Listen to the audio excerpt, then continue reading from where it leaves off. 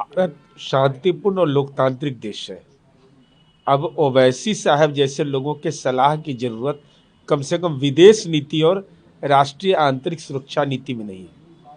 दुखद विषय यह है कि अमेरिका द्वारा यह की गई कार्रवाई भाई किसी देश के राष्ट्राध्यक्ष की गिरफ्तारी किन कारणों से हुई, दुनिया के अंदर में मानक स्थापित है, संयुक्त राष्ट्र संघ जैसी संस्थाएं कार्यरत है, तो यह चिंता का विषय बनना चाहिए कि एक दूसरे के भौगोलिक सीमा का अतिक्रमण का तो अब तक नज़ारा आता था, लेकिन अब कोई किसी देश के राष्ट्राध्यक्ष की गिरफ्तारी हो रही है, ये तो दुनिया के शांतिकामी जनता के लिए एक चिंता का विषय है। एएम के नेता है इम्तियाज जलील ने कहा है कि हिजाब मामले को लेकर कि अगर कोई मुस्लिम महिलाओं के गलत तरीके से हाथ लगाएगा तो उनका हाथ काट देंगे। अरे ये सब बयान मीडिया में बने रहने के लिए देते हैं। इनको जानकारी है कि वात्सल्य भाव क्या होता है, और साथ ही साथ माननीय मुख्यमंत्री नीतीश कुमार जी पर अगर निशाना साधिएगा ना तो तीर निशाने पर लगता है। नीतीश कुमार जी को ग्लोबल थिंकर कहा गया है, नीतीश कुमार जी को क्लाइमेट लीडर कहा गया है, वर्ल्ड बुक ऑफ रिकॉर्ड्स में नाम दर्ज हुआ है।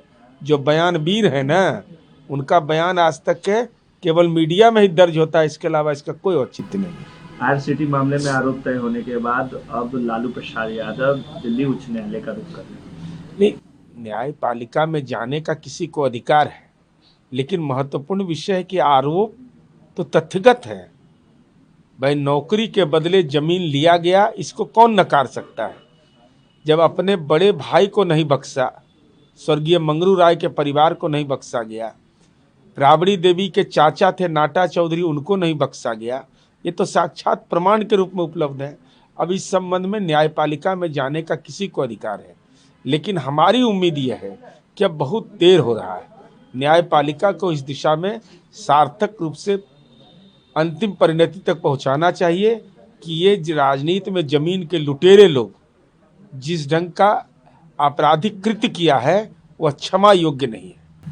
कांग्रेस मनरेगा के रिप्लेसमेंट के लिए 45 दिन का कैंपेन शुरू करेगी। स्वाभाविक कैंपेन, कांग्रेस पार्टी को अधिकार है कि मनरेगा में सदन के अंदर जब पारित हो गया उसके बावजूद आंदोलन करने का उनको अधिकार है, लेकिन उनको यह भी स्पष्ट करना चाहिए कि पूर्व में जो विभिन्न योजनाओं का नाम आपने बदला है उसके यथार्थ कारण क्या थे, उन कारणों के साथ मनरेगा पर आंदोलन करिए, इसको किसी को कोई आपत्ति नहीं हो सकती है। असम चुनाव को लेकर स्क्रीनिंग कमेटी गठन किया गया है कांग्रेस के द्वारा और उसका कमान प्रियंका गांधी को सौंपा गया है।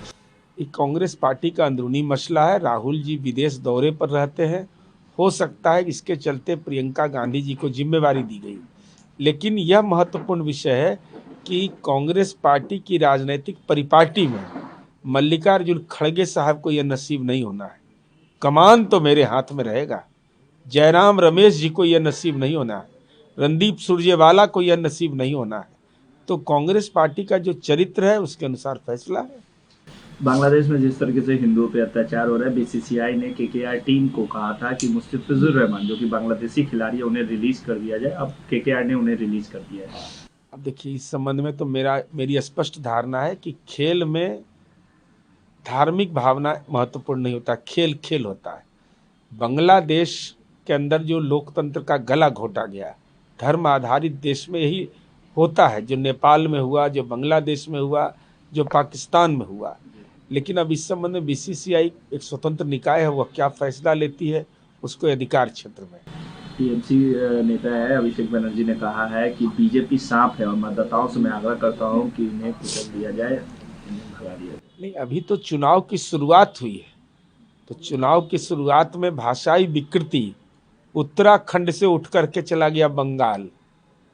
अरे कोई किसी की तुलना की जाती है, राजनीतिक दल की तुलना की दी जाती है मुद्दों पर ना, कि ऐसे शब्दों का इस्तेमाल किया जाता है। ऐसे शब्दों का आप इस्तेमाल कर रहे हैं, आपको मुबारक। अब जिनको चुनाव लड़ना है वो सक्षम है जवाब देने में।